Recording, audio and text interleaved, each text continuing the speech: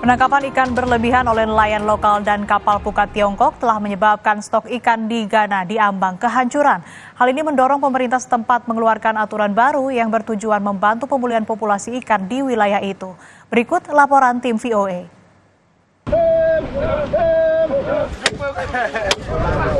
Ini pagi yang sibuk di pelabuhan perikanan di Tema di luar ibu kota Ghana, Accra.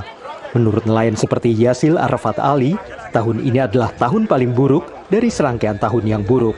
What we have seen this year is quite different from all over the years. Though we start seeing our problems for about 15, 20 years back, but this particular year was a very mess. Ikan kecil yang merupakan makanan pokok masyarakat Ghana semakin sulit diperoleh.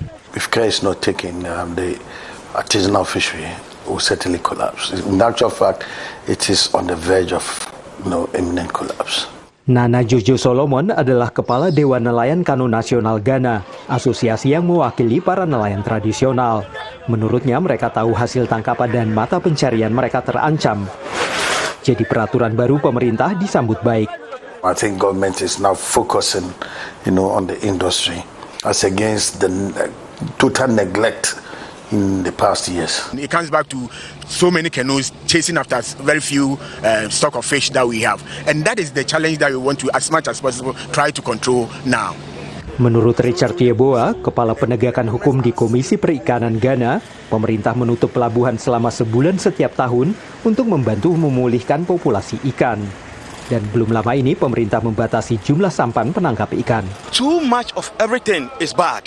So the idea of the government is good to minimize the canoes. Meski nelayan ini setuju, tapi menurut mereka masalah yang lebih besar adalah penangkapan ikan ilegal oleh kapal pukat Tiongkok. Even if we are reduce it in a certain number, and still the trawlers are doing what they are doing, is meaningless. To a large extent, the trawlers have their portion of the blame. Yes, definitely they are contributing to the illegal fishing activities.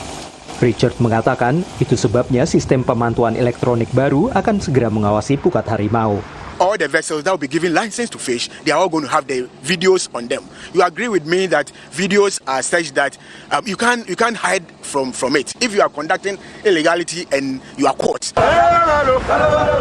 Tapi menurutnya, nelayan skala kecil juga menjadi bagian dari masalah. Some of them we hear they are also using dynamite, and then some of them recently we hear that some of them are even using detergents also to fish. So when you look at the fleet that we have, from the artisanal through to the industrial, they all have a part to play as far as illegalities are concerned. Ada secerca harapan bahwa langkah pemerintah Ghana itu bisa membantu memulihkan populasi ikan. Namun perlu waktu bertahun-tahun untuk mengetahui apakah masih diperlukan lebih banyak kebijakan lagi. Dan itu berarti masih ada tahun-tahun yang sulit di masa mendatang bagi para nelayan Ghana.